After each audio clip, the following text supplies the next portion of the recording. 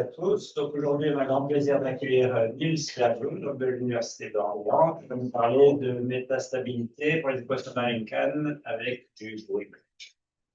Ok, merci Didier, merci pour l'invitation, ça me fait plaisir de parler ici. Voilà, donc Didier m'a dit que la plupart des gens dans le public étaient des amateurs éclairés de stochastique. Je ne sais pas si c'est comme ça qu'il a formulé, donc j'ai construit mon exposé un peu là. Ok, donc j'ai eu envie de vous parler de faire un peu un survol de résultats que j'ai obtenus avec divers collaborateurs que vous voyez là, donc un peu plus précisément. Je fais passer pas mal de temps sur le cas de la métastabilité dans l'équation d'Allen-Kahn sur le cercle. Et ça, c'est basé sur un article qui date déjà un peu avec Barbara Gens. Après, je parlerai un petit peu de ce qui change en dimension 2.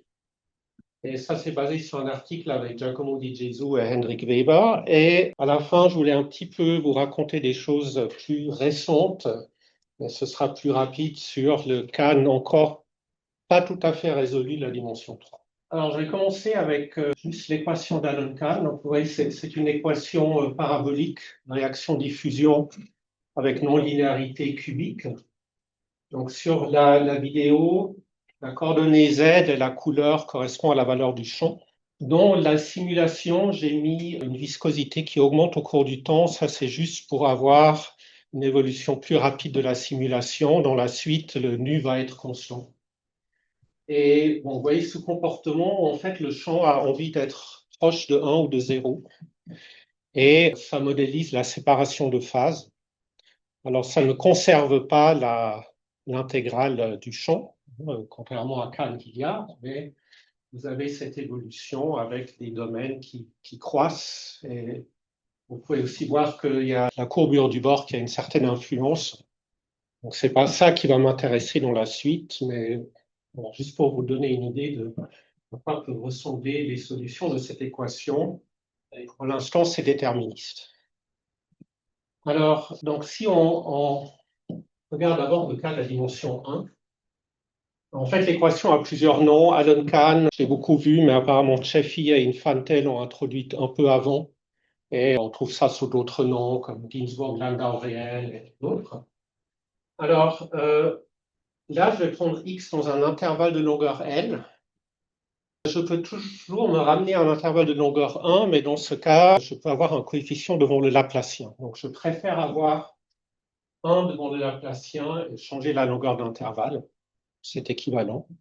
Le champ est à valeur réelle. Alors, quand je dis sur le cercle, ça sous-entend conditions au bord périodiques, mais c'est aussi intéressant de regarder les conditions au bord de Neumann à zéro flux, donc dérivée nulle au bord. Et la non-linéarité, en fait, dans cette partie peut être plus générale, mais je vais me concentrer sur le cas cubique, phi moins phi cube. Alors, une première propriété sympathique de cette équation, c'est qu'elle admet une fonction d'énergie qui est donnée par cette intégrale, et dans le sens suivant, c'est que si j'intègre phi comme une fonction test, je regarde la dérivée temporelle de ça, c'est exactement la même chose que moins la dérivée de gâteau de V dans la direction psi. Ça se voit par une intégration par partie, c'est très facile. Et donc V est une fonction de Lyapunov. Donc V de phi va avoir tendance à décroître au cours du temps. Et en particulier, on a les solutions stationnaires. Donc là, bon, j'ai écrit Laplacien, mais on est en dimension 1, donc c'est juste la dérivée seconde. Les solutions stationnaires satisfont cette équation-là, et donc c'est des points critiques de mon potentiel, mon énergie. Et si je vais étudier la stabilité de ces solutions stationnaires, eh bien, je linéarise mon équation autour et je regarde le problème de Sturm-Liouville, donc je regarde les valeurs propres du manque de quark. Alors, il se trouve que dans le cas de la dimension 1, on a une très bonne compréhension de toutes les solutions stationnaires. En fait, on arrive à les classifier toutes. Donc, en fait, il faut résoudre cette équation-là avec les bonnes conditions au bord. Donc, j'ai repris l'équation là. Il y a 3 solutions stationnaires évidentes qui sont constantes en espace. Donc, c'est phi constant égal à 1 ou moins 1 ou 0. Alors, 1 et moins 1, on les a vus tout à l'heure dans la simulation. Alors, c'est en dimension 2, mais c'est pareil. Donc, c'était le bleu et le rouge. Et elles sont stables. C'est des minima locaux de potentiel, alors que la solution 0 est toujours instable. Ça se voit facilement par linéarisation, parce que le problème de Sturm-Liouville, c'est juste l'appréhension, plus une constante. Et après, selon la taille de mon intervalle et les conditions au bord, je peux avoir d'autres solutions stationnaires. Et en fait, on peut les analyser parce que l'équation ici, donc l'équation phi seconde égale moins phi plus phi cube, en fait, c'est un système hamiltonien. Et donc, on a une intégrale première, on connaît les orbites, et il faut voir s'il y a des orbites qui ont la bonne longueur et les bonnes conditions au bord. Alors, pour Neumann, ce que ça donne, c'est que si L est entre 0 et 1, 0 et pi, il n'y a que ces trois solutions stationnaires. Et lorsque L traverse la valeur de pi, il y a une bifurcation fourche, il y a une paire de solutions nouvelles non constantes en espace qui apparaissent, donc qui correspondent par exemple ces courbes rouges là. Donc c'est des solutions avec une interface. Et après, au multiple de pi suivant, eh bien, il y a d'autres bifurcations, donc il y a des solutions avec de plus en plus d'interfaces qui apparaissent. Alors là, les nombres que j'ai indiqués là, c'est le nombre de valeurs propres instables du linéarisé. Donc la longueur est entre 0 et pi, il y a une direction instable, et après on passe à deux directions instables, et en fait la solution qui bifurque hérite de cette une direction instable. Et dans la suite, en fait, c'est les points critiques avec une direction instable qui vont être les plus importants. Pour les conditions bord périodiques, c'est très similaire, sauf que les bifurcations ont lieu au multiple de 2π au lieu de pi. Et en fait, à chaque bifurcation, il n'y a pas une paire de solutions, mais une famille à un paramètre qui apparaît parce qu'en fait, j'ai une invariance par rotation. OK, donc, ce que je veux faire maintenant, c'est ajouter du bruit à cette équation. Alors, donc je pars du principe que vous n'êtes pas tous spécialistes de l'épis stochastique, et donc je commence par vous expliquer ce que j'entends par bruit long espace-temps, donc le psi. Donc ici, epsilon, ça va être un petit paramètre. Le racine de 2, c'est pour simplifier les formules par la suite. Alors, la non-linéarité dont mon exposé va être cubique comme ceci. Et alors, qu'est-ce que c'est que ce bruit blanc espace-temps? En fait, c'est une variable aléatoire gaussienne à valeur distribution. Alors, distribution au sens distribution de Schwartz, forme linéaire agissant sur les fonctions test.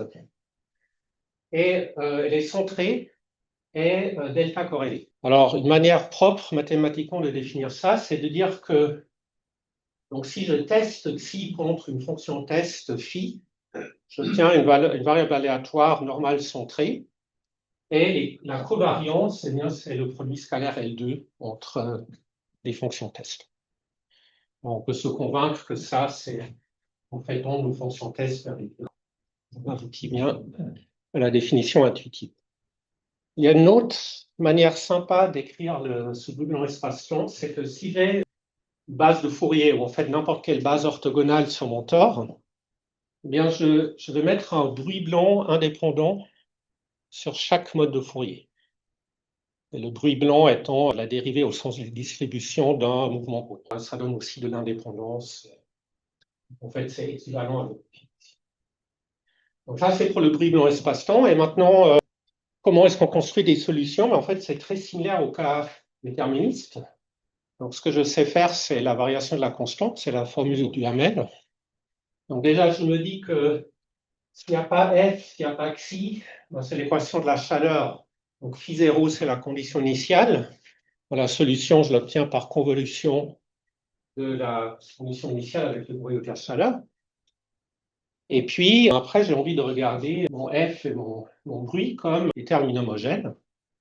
Donc, quand j'incorpore ça dans ma formule de variation de la constante, je vais obtenir deux termes, donc un terme déterministe, un terme aléatoire, ouais, des convolutions espace-temps. Donc, j'ai envie de voir ça comme un problème de point fixe. Mais la question, c'est maintenant dans quel espace fonctionne.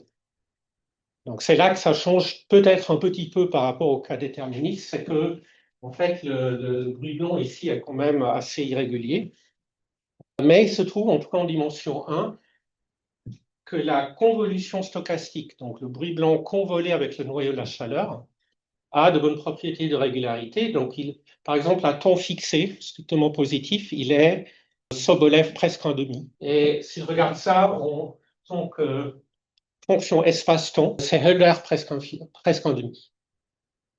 Alors, le S gothique, là, c'est juste pour dire qu'il y a un scaling non trivial entre l'espace et le temps. Donc, on compte le temps différemment dans la pseudo-norme qui définit le Hölder. Mais bon, c'est très similaire aux espaces de Hölder traditionnels. Et il se trouve qu'en travaillant avec ce genre d'espace, donc il y a plusieurs choix possibles, on arrive à faire fonctionner deux points fixes et trouver une solution locale en temps. Et après, une solution globale en temps, eh bien, c'est la même chose que dans le cas déterministe. Donc, on va utiliser des estimés d'énergie. Donc là, on a vu qu'il y a une fonction de Lyapunov. Alors, c'est important que la non-linéarité, ici, son terme dominant est le bon signe. Ça va empêcher l'explosion en temps. Je me permets, je m'applique à l'heure normalement. Donc, quand tu dis à partir HS, il y a parce que tu ne mets pas le oméga, mais ça veut dire pour tout oméga. Ça veut dire pour presque tout oméga. OK. Donc, j'ai fait un tour rapide de la théorie des solutions. Donc, on sait que cette équation admet des solutions dans certains espaces et on a envie de regarder des choses un peu plus quantitatives. Alors là, je vais commencer en fait par décrire les choses en dimension finie. Alors, au lieu de regarder mon équation en dérive partielle en dimension infinie, je vais regarder une EDF en dimension finie, D. Et je vous donne mon exemple préféré, parce qu'on a vu que c'était un système gradient. Donc là, bon, j'imagine que la plupart d'entre vous connaissent le CIRM. Et donc, je vais modéliser des conférenciers au CIRM. Alors, je fais quelques simplifications. Déjà, je vais supposer que Lumini est dans une cuvette. Ce n'est pas tout à fait vrai. Et je vais supposer que donc, pendant la pause, les conférenciers se promènent dans les environs en faisant un peu une marche aléatoire, mais biaisée vers les altitudes plus basses. Et ce qui va se passer, c'est qu'ils vont partir du CIRM, ils vont faire des excursions, des allers-retours, mais à un moment, ils vont découvrir le col du Sugiton et voir que de l'autre côté, il y a une belle calanque où on peut se baigner. Et il y a des chances qu'ils descendent à la calanque. Après, ils se rendent compte que bon, il va falloir revenir et ça demande un certain effort de revenir. Mais pour ce système, donc, si la description par ce mouvement brownien avec dérive est correcte, sachant qu'on atteint la calanque, c'est beaucoup plus probable d'être passé par le col que par le mont Puget. Bon, personnellement, en général, quand je suis là, j'ai plutôt tendance à monter au mont Puget et aller me baigner après, mais donc ça ne satisfait pas ce modèle. Alors nous, ce qui va nous intéresser, c'est si je pars, disons, du CIRM, quel est le temps que je vais mettre à atteindre la calanque? Et je vais décrire ça par ce taux XY, donc qui est le premier temps où la trajectoire se trouve dans une petite boule autour d'un point Y. Donc ça, c'est une variable aléatoire. Alors, on sait un certain nombre de choses là-dessus. Donc la première chose qu'on sait, ça s'appelle la loi d'Arrhenius. Elle dit que l'espérance de ce temps, c'est à peu près l'exponentielle de la différence de potentiel entre la selle et le minimum de départ divisé par epsilon. Alors ici, le à peu près égal, ça veut dire au sens d'équivalence logarithmique. Donc si je prends le log des deux côtés, que je multiplie par epsilon, que je fais tendre epsilon vers 0, ça tend vers la même chose. Alors vous remarquerez peut-être qu'Arrhenius, donc 1889, c'est avant l'invention du mouvement brownien. Le mouvement brownien, c'est plutôt Bachelier, puis Einstein, c'est une dizaine d'années plus tard. Arrhenius était chimiste. Apparemment, il y a une intuition de chimiste qui amène à cette loi. Alors, plus tard, dans les années 30-40, il y a eu des formules plus précises qui disent qu'en fait, l'espérance est égale à un certain coefficient, fois cette exponentielle, fois 1 plus un petit reste. Et ce coefficient, en fait, il dépend d'une valeur propre des matrices hessiennes au minimum de départ et au point Cn. Donc, les matrices hessiennes, c'est des matrices symétriques, à valeur propre réelle. Alors, je suppose que tous les points critiques sont non dégénérés, donc le minimum de départ, en fait, il a des valeurs propres strictement positives. Et au point Cn, j'ai une valeur négative, les autres sont positives. Et donc, une certaine combinaison de ces valeurs propres qui apparaît. Vous voyez que le lambda 1, la valeur négative, joue un rôle un peu à part. Et sinon, il y a juste des produits de valeurs propres. Alors, la première démonstration mathématique, à ma connaissance, la loi d'Arrhenius, c'est dû à Fredin et Wenzel. Donc, en fait, c'est une partie de ce qui s'appelle la théorie des grandes déviations. Donc, Fredin et Wenzel ont travaillé beaucoup sur cette théorie-là. Et notamment, ça permet de démontrer la loi d'Arrhenius. La loi de Daring-Kramer, c'est plus récent. Donc, il y a eu une première démonstration par Bowiek, Gerhard et Klein en 2004, basée sur la théorie du potentiel, que je vais expliquer un peu plus. Et après, il y a eu aussi des démonstrations plus analyse semi-classique. Alors, il faut que je vous dise un petit peu comment fonctionne cette théorie du potentiel, parce que c'est important dans le site.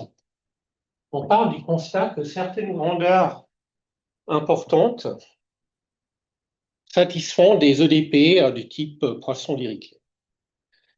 Alors, la première, ça va être, donc A, c'est un certain ensemble que je veux atteindre. Taux A, c'est le temps d'atteinte. Et je regarde l'espérance du temps d'atteinte comme fonction du point de départ.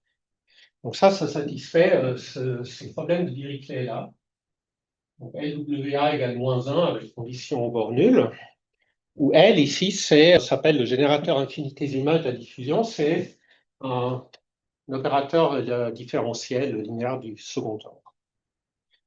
Et une autre quantité importante, c'est le commutor ou le potentiel d'équilibre, c'est la proba partant de X de toucher A avant B, A et B étant deux ensembles disjoints.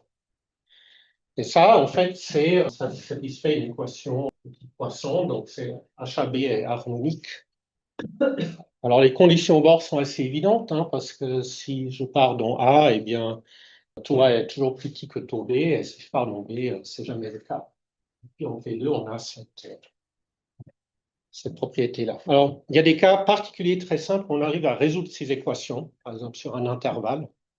En général, on n'y arrive pas, mais en fait, il y a une formule très utile, très importante, qui permet d'accéder à ce qui nous intéresse, c'est-à-dire l'espérance de ce temps de transition. Alors, il faut imaginer que je prends pour A un petit voisinage du point de départ X. Alors, à gauche, ce qu'on a, c'est une version un peu moyennée de l'espérance. Donc, en fait, le nu AB, c'est une mesure de proba sur le bord de A. Alors, si on est prêt à croire que l'espérance dépend assez peu du point de départ, eh bien, en fait, ça va être quasiment la même chose que l'espérance en partant du minimum local. Et à droite, qu'est-ce qu'on a? D'une part, on a cette intégrale de HAB contre, alors je ne l'ai pas dit, l'exponentielle de moins V sur epsilon, c'est une mesure invariante. C'est la densité d'une mesure invariante de mon système. Alors, donc je prends pour A et B des petits voisinages du point de départ, du point d'arrivée. Et alors, il se trouve qu'avec des estimations assez grossières, on arrive à montrer que donc, HAB est très proche de 1 au voisinage de X, en fait, dans tout le bassin d'attraction de X, est très proche de 0, mais même très petit au bassin d'attraction de Y. Donc, en fait, cette intégrale ici, en fait, on arrive à l'estimer par la méthode de Laplace, tout bêtement. Donc, on voit mon B, un minimum au point X, et puis ça, c'est juste la valeur en ce point, et puis c'est un préfacteur qui vient de la méthode de Laplace. Alors, le dernier objet, ça s'appelle la capacité. Alors, la capacité, déjà, en fait, c'est la forme de Dirichlet évaluée en HAB. La forme de Dirichlet est la forme quadratique associée à mon générateur infinitésimal. C'est une certaine forme intégrale. Alors, pour l'instant, ça n'a pas l'air très utile parce qu'on ne connaît pas HAB, donc on n'arrive pas à évaluer cette intégrale, mais en fait, cette capacité a le bon goût de satisfaire des principes variationnels. Alors, il y a le principe de Dirichlet qui dit qu'en fait, la capacité, c'est l'infimum des formes de Dirichlet sur toutes les fonctions h qui satisfont les conditions au bord. Je prends toutes les fonctions qui valent 0 1 en A, 0 en B. Alors, si elle est trop irrégulière, je dis que ma forme de Dirichlet est infinie. Donc, l'infimum va être atteint sur des fonctions assez régulières. Et ben, ça, c'est bien parce que je mets n'importe quel H, je vais trouver une borne supérieure. Et si on est assez astucieux, on trouve un bon H, on va trouver une bonne borne supérieure. Et en fait, les gens ont trouvé ce qu'il fallait mettre comme H. Alors essentiellement, on prend juste la direction instable et puis on met le H qui résout l'équation de dimension 1 dans cette direction-là. Et donc, on trouve cette borne supérieure de ce type. Et alors, il y a une borne, il y a un principe complémentaire qui permet de trouver une borne inférieure, qui s'appelle le principe de Thomson. Et ce qu'il dit, c'est que en fait, la capacité, c'est aussi le sup de l'inverse d'une autre forme quadratique. Alors, celle-ci, elle n'agit pas sur les fonctions test, mais sur les flots, les champs de vecteurs à divergence nulle, avec une certaine normalisation. Et là, de nouveau, en dimension finie, on arrive à trouver ce qu'il faut mettre comme f, et on trouve une borne inf qui est comparable. Et si on combine ça avec ce que je vous ai dit tout à l'heure sur l'intégrale de moins v sur epsilon HAB, on trouve notre formule d'Irving-Kramers. OK, donc maintenant, je reviens à mon équation d'Allen-Kahn. C'est la même que tout à l'heure. Donc, ce que j'ai envie de faire, c'est dire, je prends une condition initiale qui est proche de la solution constante égale à moins 1, et je me pose la question, combien de temps est-ce que je vais mettre pour atteindre un petit voisinage de la solution constante égale à 1. Et alors, voisinage, en fait, ici, on peut le prendre une boule en norme sup. Alors, vous voyez, il y a une analogie avec ce que je vous ai raconté tout à l'heure avec le CIRM et la calandre de Sugiton, c'est-à-dire que j'ai deux minima locaux qui sont la solution donc phi- et phi+, et entre les deux, j'ai un point sel. Et en fait, alors s'il y a plusieurs points sel, on va passer par le plus bas, avec très grande probabilité. Et d'après ce que je vous ai dit avant, donc si la longueur est plus petite que alors pi ou 2pi, selon que les conditions au bord sont Neumann ou périodiques, eh bien c'est simplement la fonction nulle, constante égale à 0. Et si elle est plus grande, ben, c'est une fonction non constante. Et je connais aussi les valeurs propres du linéarisé, parce qu'en fait, le linéarisé, c'est juste le Laplacien plus une constante. Alors, bon, dans les années 80, Faris et Ionnalasigno avaient déjà obtenu un principe de grande déviation qui vous donne tout de suite la loi d'Arrhenius. On sait que l'espérance de ce temps est logarithmiquement équivalent à exponentielle la différence de potentiel sur epsilon. Et en 2001, Mayer et Stein ont fait un calcul formel, donc il n'y a pas de démonstration, mais bon, ils ont dit, en fait, on doit avoir une loi d'Irving-Kramers avec un préfacteur qui dépend de ses valeurs propres. Donc, je connais les nuka, je connais les lambda. En tout cas, quand L n'est pas trop grand, s'il est plus grand, c'est peut-être plus compliqué de calculer les valeurs propres, mais on a une formule comme ça. Bon, mais c'était pas une démonstration mathématique, c'était un calcul formel.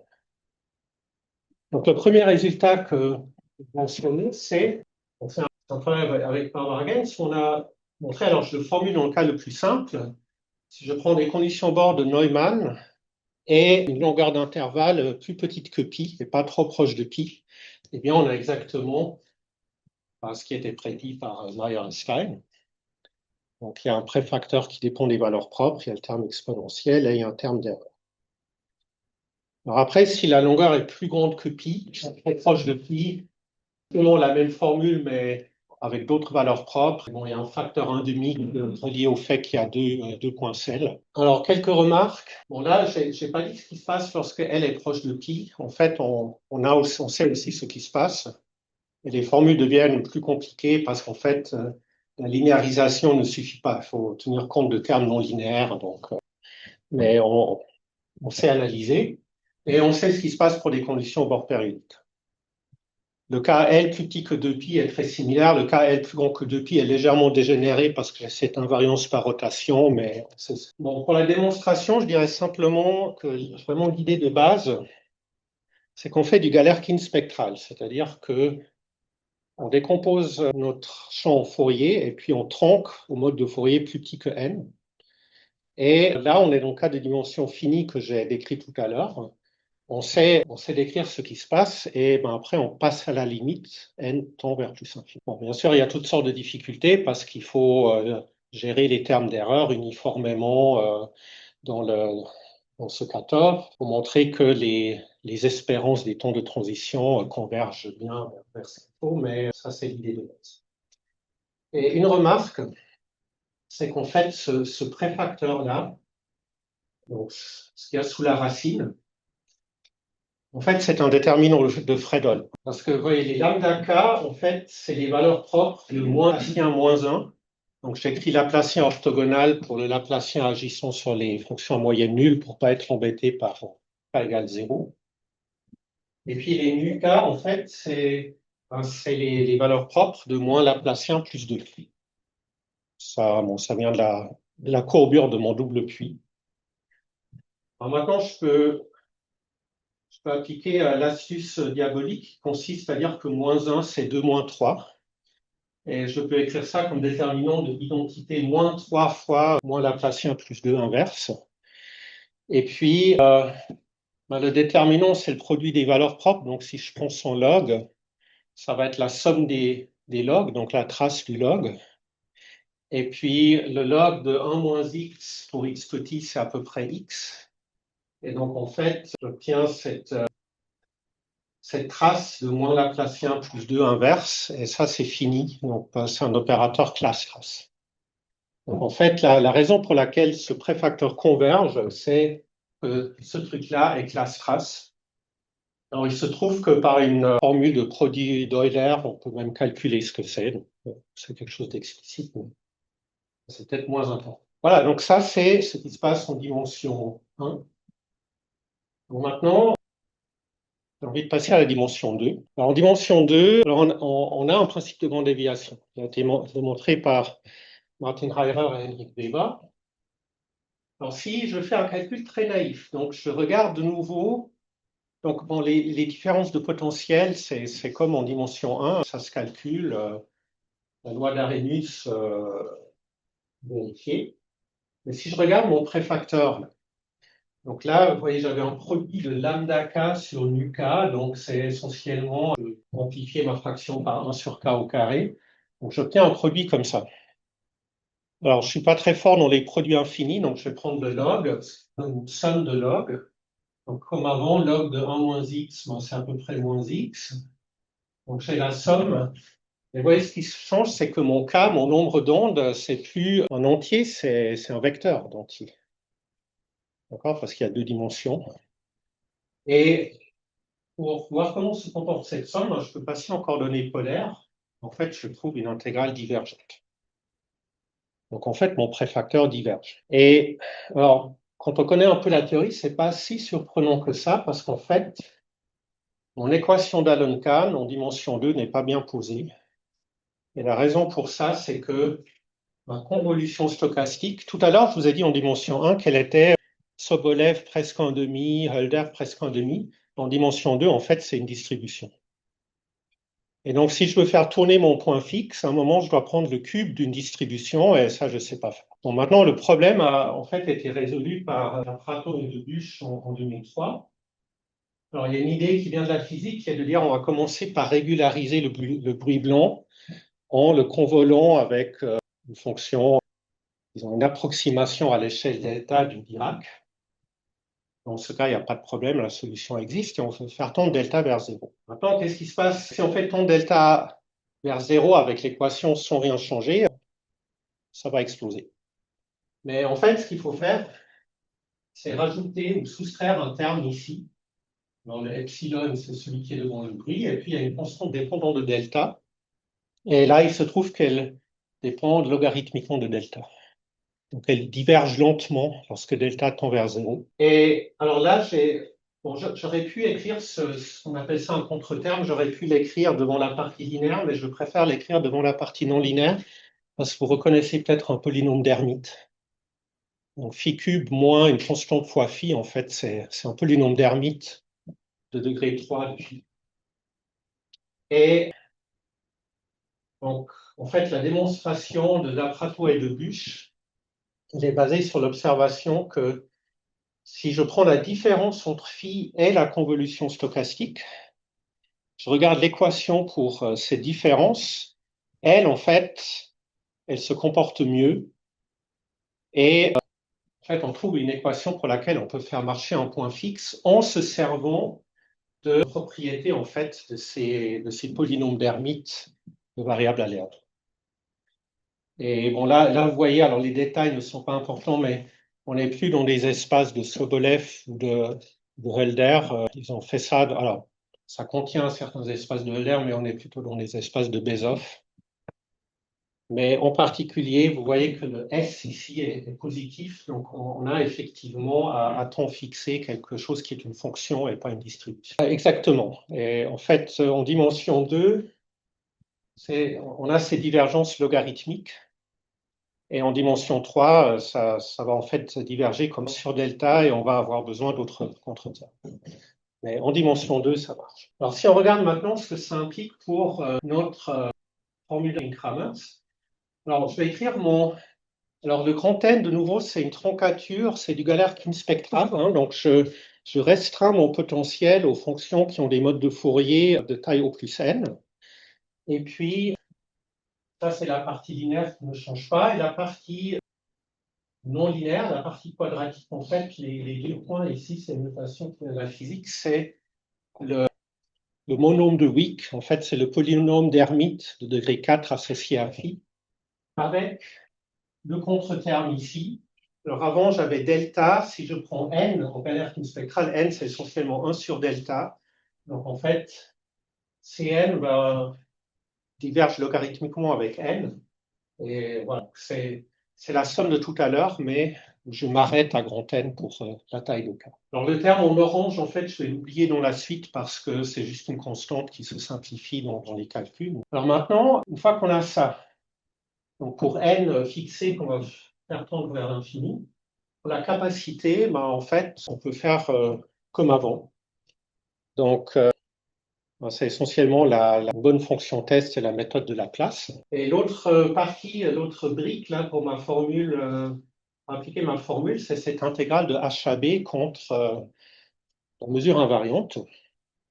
Alors, si je suppose que L est plus petit que pi ou 2pi, selon les conditions au bord, en fait, il y a une petite simplification, c'est que par symétrie, cette intégrale, c'est juste 1/2 pour la fonction de partition. Et on peut de nouveau appliquer une méthode de Laplace, mais la chose qui change, c'est que en fait, le potentiel, si évalué minimum, eh bien, il voit le contre-terme. Parce que, en fait, la fonction ici, elle est égale à 1 ou moins 1.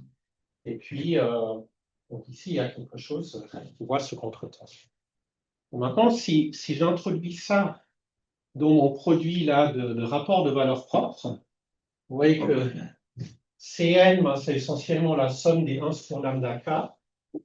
Eh bien, je peux écrire ça comme le produit des donc lambda k sur nu k, où k c'est lambda k plus 3, fois un terme correctif exponentiel 3 sur lambda k. Et il se trouve que ce produit-là converge. Et il converge parce que si vous prenez le log de ça, au lieu d'être d'ordre 1 sur k carré, c'est d'ordre 1 sur k4.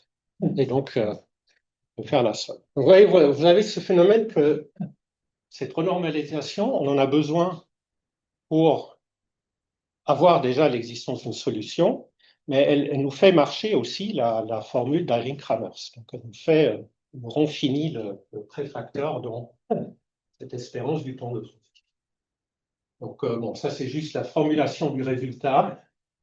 Donc, on a des bornes inf et sup sur l'espérance du temps de transition lorsque n tend vers l'infini, qui est donnée par cette formule corrigée avec ce terme exponentiel. Et en fait, ce genre de rapport de produit de valeur propre, c'est ce qui s'appelle un déterminant de Karlemann-Fredholm. Donc en fait, c'est une régularisation connue d'un déterminant de Fredholm. Donc, tout à l'heure, je vous ai dit que le déterminant de Fredholm existait si l'opérateur est classe-trace.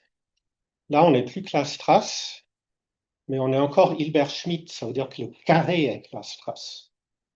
Et donc, ouais, ce déterminant ici, renormalisé, est bien défini pour les opérateurs qui sont seulement Hilbert-Schmidt. Alors, il y a une petite chose, nous, on n'a pas essayé de montrer le résultat pour condition initiale ponctuelle, hein, qui est juste une fonction. Donc, on a cette version un peu moyennisée. Mais plus tard, Henrik, avec son doctorant à l'époque, Pavlos Tsatsoulis, ont montré on pouvait aussi partir d'une condition initiale fixe. Donc, le même résultat resterait. Et bon, une autre observation que je trouve intéressante, c'est que, en fait, dans ce CN, dans ce contre-terme qu'on met, la partie divergente est fixée, mais on a un peu de liberté, on peut toujours lui ajouter une constante finie. C'est un peu comme un choix de jauge en physique. Et il se trouve que si on ajoute une constante θ à Cn, eh bien, ça va multiplier mon espérance par un facteur qui dépend de θ. Donc, en fait, selon comment on renormalise, hein, si on change la partie finie, on change légèrement le résultat. OK, donc dans le temps qui me reste, je voulais parler un petit peu du cas de la dimension 3. Et alors, tout d'abord, donc c'est ce que disait Sylvia tout à l'heure, hein, la renormalisation de tout à l'heure, elle n'est pas suffisante. Il faut en fait un deuxième contre-terme qui va en epsilon carré log delta. Et alors ça, c'était connu des physiciens dans l'analogue classique de ce modèle. Et c'est un des résultats importants du gros papier de Martin Heirer en 2014, là où il a construit cette théorie des structures de régularité. Donc, une des applications de sa théorie, c'était justement montrer l'existence locale de solutions pour des équations de ce type. C'est pas exactement Alan Kahn, mais c'est équivalent sur le tore des dimensions 3. Et c'est beaucoup plus difficile parce que l'astuce d'Aprato et de Buch ne marche plus, en fait. On ne peut plus écrire d'équations juste pour la différence entre la solution et la convolution stochastique. La théorie est plus compliquée. Alors, il y a eu des démonstrations après avec d'autres théories, notamment avec le calcul paracontrôlé. Et puis aussi avec une approche plus physique statistique, groupe de normalisation à la Wilson par Antti-Kupiainen. Alors pour la métastabilité, on s'attend en fait au même résultat qu'en dimension 2, parce que l'inverse du Laplacien est toujours Hilbert-Schmidt en dimension 3. Et en fait, on a passé pas mal de temps avec Henrik et Giacomo et aussi AJ Chandra à essayer de montrer ce résultat. Et en fait, il y a une borne qui nous a résisté, qu'on n'a pas réussi à trouver, c'est la borne inf sur la capacité. Donc la borne inf, on l'obtenait en dimension 2 avec ce principe de Thomson. Il fallait mettre un flow test. Et puis en fait, le flow test qui marche en 2D, il ne marche plus en 3D à cause de ce terme supplémentaire. En fait, on obtient une borne inf qui tend vers 0 par rapport à la borne. Alors, bon, ça, il y a quelques temps qu'on avait essayé de faire ça, et puis par la suite, j'ai fait pas mal d'autres choses, mais de temps en temps, je suis revenu à ce problème, et donc c'est ce que je voulais raconter à la fin, juste vous donner une idée d'une approche qu'on est en train de poursuivre. Et je vais l'expliquer dans un cas un peu plus simple, où j'ai changé un signe ici, pour mon potentiel. Au lieu du moins, j'ai mis un plus.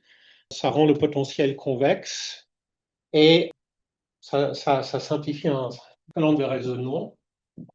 Et ce modèle-là, en fait, c'est un modèle de physique quantique des champs qui s'appelle le modèle Phi4. Donc, en fait, la première chose qu'on veut faire pour ce modèle, c'est définir une mesure de Gibbs. Donc, on veut définir une mesure qui est de la forme exponentielle moins b alpha renormalisée. Sauf que je ne peux pas définir de mesure de Lebesgue sur un espace de dimension infinie. Et là, les physiciens ont trouvé la solution, c'est que si alpha égale 0, mon potentiel, en fait, est quadratique. Donc, c'est quelque chose de gaussien. Et les gaussiennes en dimension infinie, c'est beaucoup plus facile de donner un sens. Et maintenant, si je veux calculer l'espérance d'une variable aléatoire f sous cette mesure nu alpha, je peux la réécrire en fonction de l'espérance sous la mesure nu0, juste en faisant un changement de mesure. Alors, dans la suite, je vais juste m'intéresser au cas f égale 1, donc au rapport z alpha sur z0, qui est cette espérance, cette exponentielle. Alors, il y a un lien avec Allen-Kahn, mais je vais passer ça. Alors, ce modèle, comme je vous disais, il a été beaucoup étudié par les physiciens, et on sait comment on doit le renormaliser. Donc, je fais comme avant, je fais du Galerkin spectral. Donc, je passe en Fourier, je prends des nombres d'ondes plus petits que n.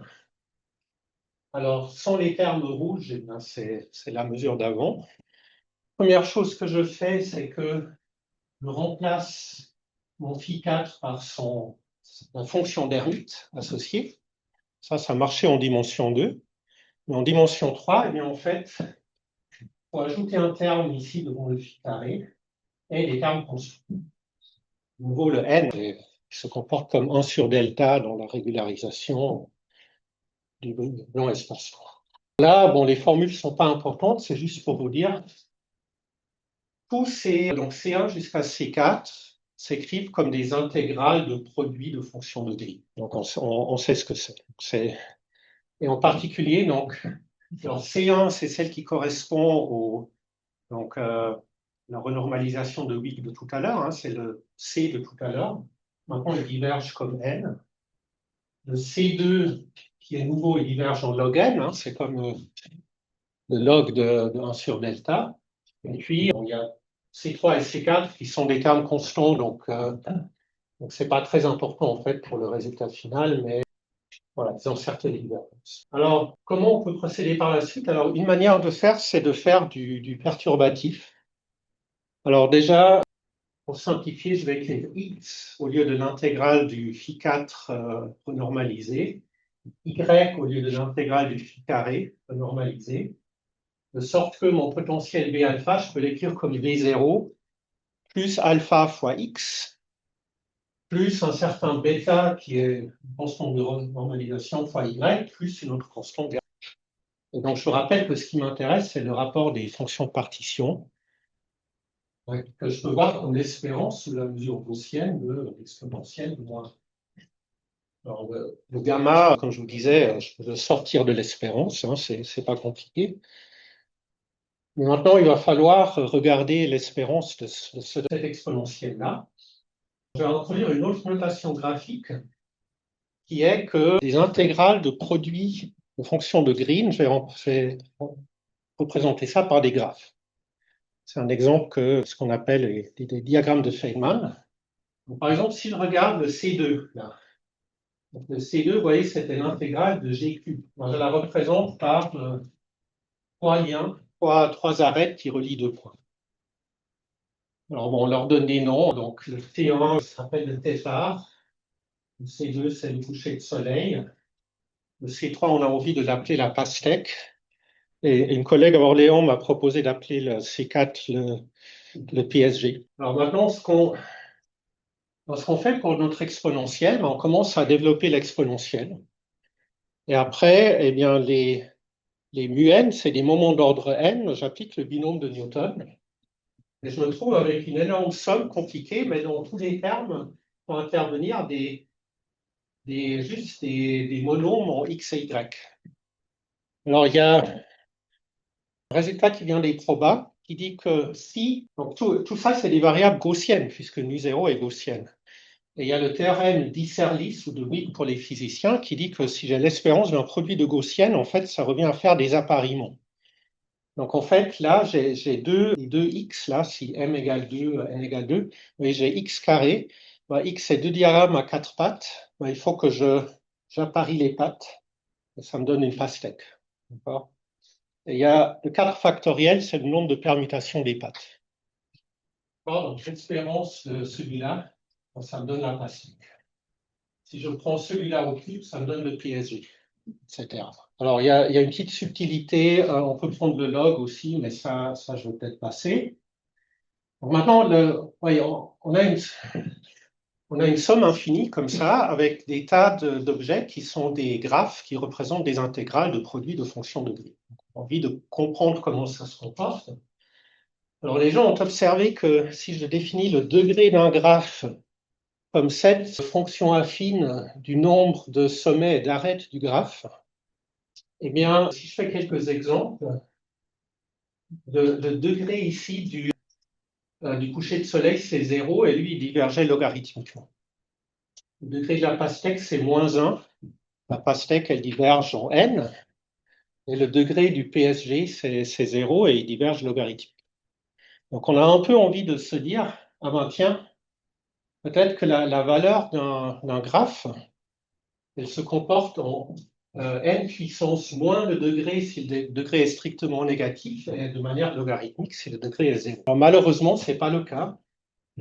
Et la raison, c'est que ce diagramme-là, qui vient de x carré y, en fait, il a un degré strictement positif, mais il est quand même divergent.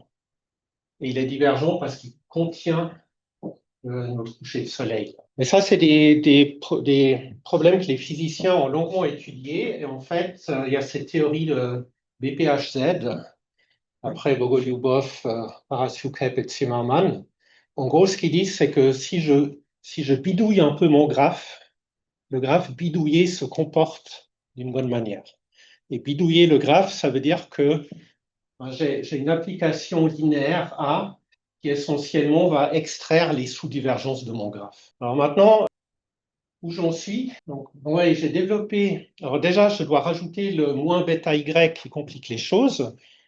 Je développe. Donc la première difficulté, c'est tout ce qui provient du bêta. Et la deuxième difficulté, c'est qu'il faut que je bidouille mes graphes pour comprendre comment ils se comportent. En fait, la chose qu'on a montrée avec Tom Close et Nicolas Tapia, c'est que c'est des approches un peu algébriques, donc c'est pour ça qu'il y a un diagramme commutatif. Et donc, ce qu'il dit, c'est que ce diagramme commute. Alors, qu'est-ce que j'ai? Si je pars ici de mon exponentielle non renormalisée, alors P, c'est juste, je développe, je fais les appariements. Et puis, mais en fait, ce que je dois faire, c'est, je dois rajouter le bêta ici. Et ça me donne une somme beaucoup plus compliquée. Donc, si j'ai envie de calculer ici mon rapport de fonction de partition, ben, je dois partir en exponentielle renormalisée, développer et appliquer, évaluer les intégrales. Mais ce qu'on montre ici, c'est qu'en fait, ça, c'est équivalent à partir du modèle non renormalisé, développer et appliquer la valuation bidouillée qui est beaucoup plus sympa. En particulier, en fait, les degrés de ces P de xn, à partir de n égale 4, ils sont positifs, donc ça ne diverge plus.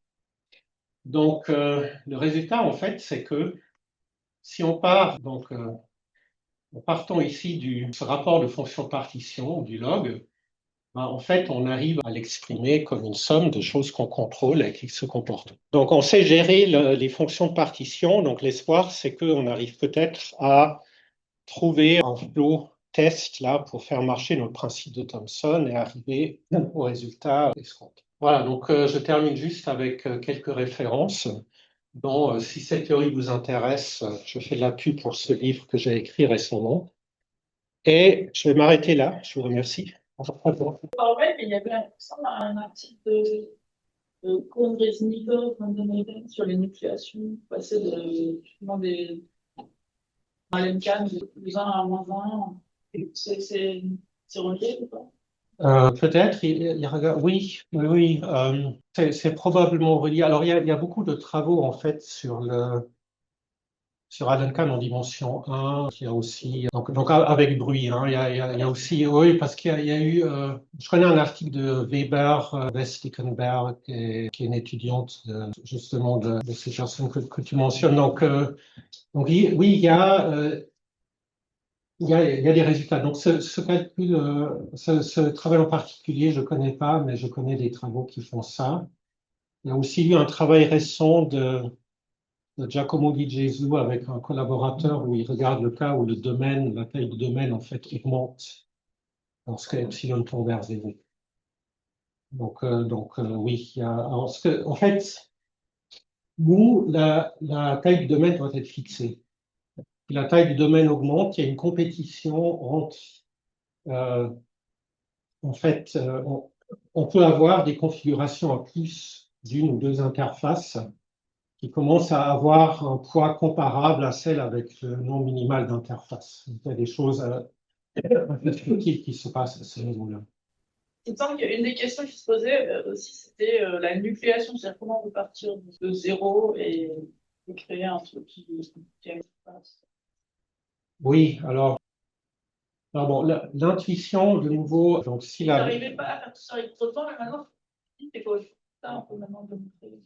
Alors, dans le cadre que j'ai énoncé, donc avec une longueur finie, avec un bruit faible, on sait qu'en fait la nucléation va se faire avec très grande probabilité avec juste deux interfaces qui vont faire apparaître la boucle.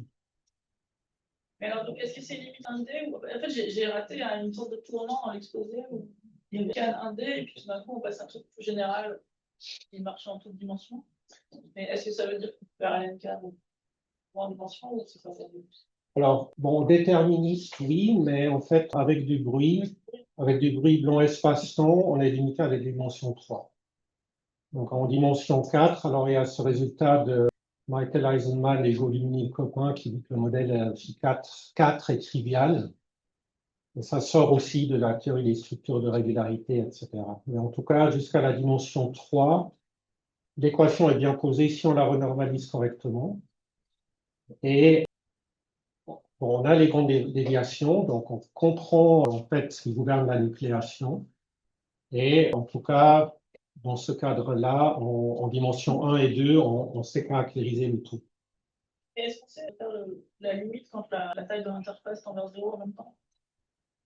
L'échelle caractéristique. Là, en fait, là, voilà, donc c'est ce que je disais. En fait, moi, je réfléchis à la longueur de l'intervalle qui tend vers l'infini, mais bien sûr, on peut prendre une taille finie, une taille constante, et puis mettre une viscosité qui diminue.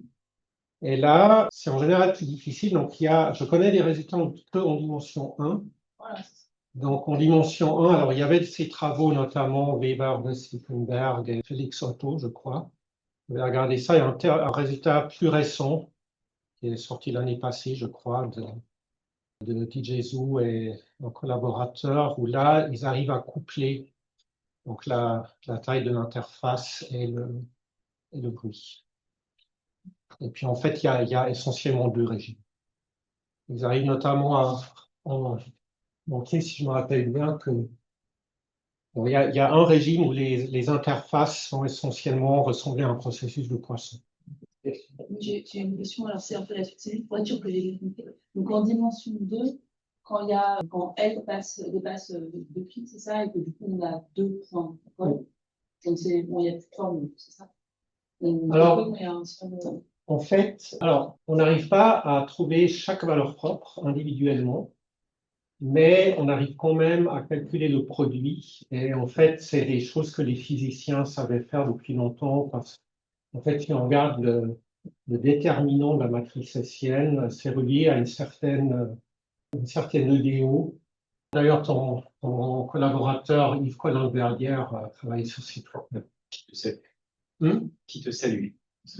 Donc voilà, on a accès aux valeurs propres individuelles, mais leurs produits, on y a accès. Donc, juste pour le linéaire, le truc que tu appelais Arrhenius, avec le préfacteur, le cadre, c'est quoi exactement? Parce que tu supposes juste qu'il y a deux minima locaux et tu définis le Z comme étant le mountain boss. Oui.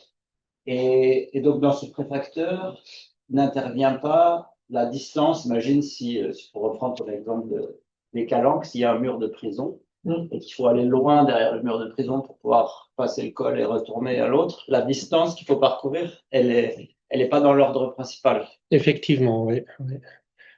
Si je remets voilà, donc ici, alors dans l'exponentiel, il n'y a que la différence de potentiel. Dans le préfacteur, il y a les valeurs propres des hessiennes au point de départ et à la selle, et tout le reste est dans le terme d'erreur. Et c'est un peu lié au fait que quand même, parce qu'epsilon est, voilà, en fait, on passe essentiellement ce que fait le processus, c'est qu'il fait plein de tentatives infructueuses de passer la barrière. Et bon, ce qui dépend des nus, donc ça mesure un peu le temps qu'il y a entre tentatives. Et puis après, les mus, etc., c'est le temps pour passer la selle.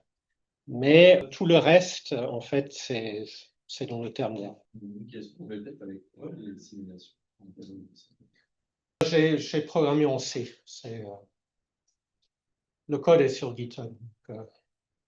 En mettant mon nom dans GitHub, tu tomberas dessus. Je l'ai pas posé. Est-ce qu'en ligne, il y a des questions? Le chat? Non, il n'y a pas d'air. Donc, on peut te remercier à nouveau. Alors.